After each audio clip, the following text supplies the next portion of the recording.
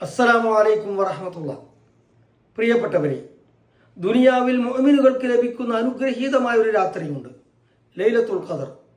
ലൈലത്തുൽ ഖദറിനെ കുറിച്ച് ഖുർആനിന്റെ പ്രസ്താവന നമുക്കറിയാം. തീർച്ചയായും നാം ഇതിനെ അഥവാ ഖുർആനിനെ നിർണയത്തിന്റെ രാത്രിയിൽ അവതരിപ്പിച്ചിരിക്കുന്നു. നിർണയത്തിന്റെ രാത്രി എന്നാൽ എന്താണെന്ന് നിനക്കറിയാമോ? നിർണയത്തിന്റെ രാത്രി 1000 മാസത്തേക്കാൾ ഉത്തമമാകുന്നു. മലക്കുകളും ആത്മാവും അവരുടെ രക്ഷിതാവിൻ്റെ എല്ലാ കാര്യത്തെ സംബന്ധിച്ചുമുള്ള ഉത്തരവുമായി ആ രാത്രിയിൽ ഇറങ്ങി വരുന്നു. പ്രഭാതോദയം വരെ അത് സമാധാനമത്രേ.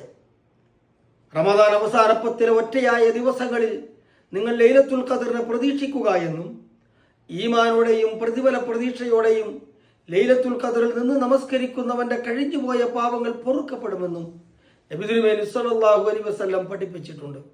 അവസാന ദിനങ്ങളിൽ ധാരാളം പ്രാർത്ഥിക്കാൻ നബി സല്ലല്ലാഹു അലൈഹി വസല്ലമ ആയിഷ റളിയല്ലാഹു അൻഹയെ പഠിപ്പിച്ച ഒരു പ്രാർത്ഥന നമുക്കറിയാം.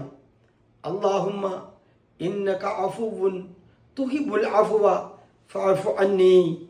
അല്ലാഹുവേ, നീ ഏറെ പൊറുക്കുന്നവനാണ്, മാപ്പ് നൽകാൻ ഇഷ്ടപ്പെടുന്നവനുമാണ്, എനിക്ക് നീ മാപ്പ് നൽകിയാലും. ഇതാണ് ഈ പ്രാർത്ഥനയുടെ സാരം. പ്രിയപ്പെട്ടവരെ, ധാരാളം ഈ പ്രാർത്ഥന നിർവഹിക്കുക. അല്ലാഹു അനുഗ്രഹിക്കട്ടെ. അസ്സലാമു അലൈക്കും വറഹ്മത്തുള്ളാഹി.